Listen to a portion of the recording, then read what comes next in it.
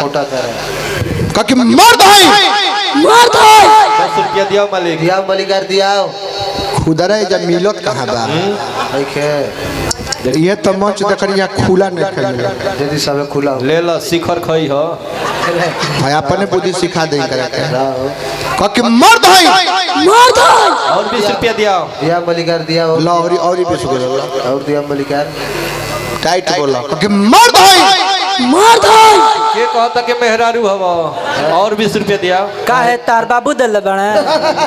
तोरे बाबू दे तारे लायक कभी के ठीक बोल रहा मैं रात भर देखते रहे कि काम आगे हूँ बढ़ ओकरा के बगली में ढलिया कुछ ना मिली रौरा हां तो जब मर्द है तो जर कह तर कह देब नु हां डराइब ना नु जाइयो ब्याह जी के दू फट मार कहीं था अच्छा जनक जी अंगुरिया चारों कइले आज जब लक्ष्मण जी कर गए तो लक्ष्मण जी खार हो गए कल की राजा जनक अंगुरी चारों घुमावला ठीक बा एने कैसे कहतल कि केहू वीर नहीं खे अगर भैया का देश मिल जाओ गुरु जी क्या हो जाओ तो धनुष ना ये धनुष्या के संग पूरा ब्रह्मांड के हम उठा ले हालांकि रामचरितमानस के बात ना है ई छेपक कथा है विश्वामित्र बाबा जानत रहे कन की लखला लबे तू बैठ उठहु राम भन जहु भव चापा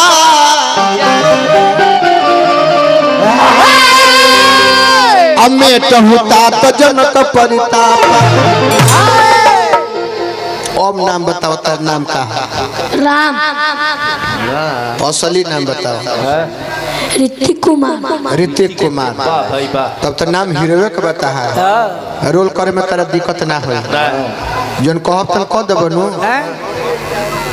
जन हम कहब कह देबनु डराइबा ना नो ना कि मर्द है मर्द मर्द सही बोलल सर टाइट टाइट बोलो बगली में से हाथ निकाल में सिक्का धइले बड़ गिनत तारो हाथ निकाल ला छोटा कर कि मर्द है 10 रुपया दिया मालिक। दिया मलिकार दिया खुदरा जब मिलत कहाँ बा देखे ये तो मंच देखकर यहाँ खुला नहीं खेले यदि सब खुला ले ला शिखर खई हो भाई अपने बुद्धि सिखा दे कि मर्द है और 20 रुपया दिया। दिया मलिकार दिया ला और भी सुन और दिया मलिकार टाइट बोला कि मर्द है के कहता कि मेहरारू हवा और 20 रुपया दिया। का है तार बाबू दल बने तोरे बाबू दे तारे लायक कभी के ठीक बोल रहा मैं रात भर देखते रहे कि काम आगे हूँ बढ़ ओकरा के बगली में ढलिया कुछ ना मिली रौरा हां तो जब मर्द है तो जर कह तर कह देब नु डराइब ना नु जाइयो ब्याह जी के दू फट मार कहीं था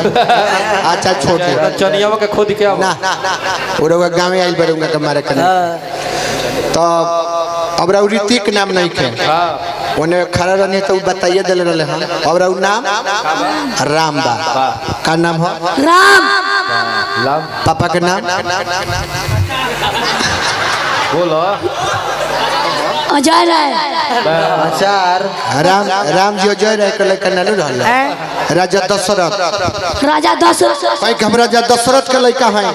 हम राजा दशरथ के लड़का हम अजय राय के लड़का ना हैं अजय राय के लड़का ना है ला लइका तो पलट गई मोहन बाबा वहाँ के बानी ना नो पापा ही बनी केने मारे आगे अजय भैया केने बनी तने हाथ उठा दी हम देख ले रौरा के केने बनी अजय भैया हाथ उठा दी खाली अच्छा है केने बनी कोई आदमी हाथ उठाओ तो कह दी खिसियाए मत ए भाई होने देखनी कि 10-15 को हाथ उठा रहा मैंने सबकर सहयोग बात तनी ना अजय भैया खिसियाए मत ना तो हम जानते हैं मन में हो कि देखो लोग के छोट लड़का पलटेला हलचल हमारे सियान लड़का पलटा दिया राम जी को गो माई 3 गो राम जी तो जानकार राम जी के 3 गो माई सही रहने कहीं के एगो माई के हम जानत नहीं एगो माई के हम जानते आ 2 गो माई के हमारे बाबूजी जानते रहे आ 2 गो माई के हमार बाबू तू जान जइबो। अब बात ही बा तू राम जी धोती पहिर के आई रहनी हाँ आई राम जी फुल पैंट पर आ गइल बारे हाँ तो तनी धोती उती पहिरा दिए नो जी लेकिन राम बने खातिर तनी कुछ व्यायाम करे के पड़ेला हाँ। एक्सरसाइज दाहिना हाथ झाड़ो बायां झाड़ो दाहिना गोड़ झाड़ो बायां गोड़ झाड़ो दोनों झाड़ दो दोनों अब तो पकिया राम जी हो गए चैन बन कलो ठीक बात है ठीक हो हालांकि गीत एक घड़ी ना गवाला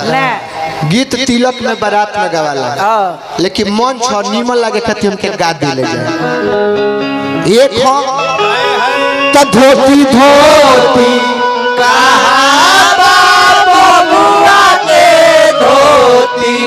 जल्दी से पहिरावा धोती जल्दी से पहिरावा धोती पोछिका पोछिका कहाँ बबुआ के पोछिका जल्दी से लगावा पोछिका जल्दी से लगावा पोछिका राम जी बैठ जाइए बैठू राम जी बैठू बैठ जाइए बैठा हूँ त चंदन चंदन बबुआ के चंदन जल्दी से लगावा चंदन जल्दी से लगावा चंदन राम जी इधर आइए अरे उठू बहुत सुंदर है मोछ सब बना दल है ना और हाँ टाई टाई बबुआ के टाई जल्दी से पहिरावा टाई जल्दी से पहिरावा टाई एक क्या है टाई ई के दिलबा बरखा के माई कीन के दिल है और हाँ टोपी टोपी कहाँ बबुआ के टोपी जल्दी से पहिरावा टोपी जल्दी से पहिरावा टोपी ये लीजिए वाटर प्रूफ टोपी टोपी टोपी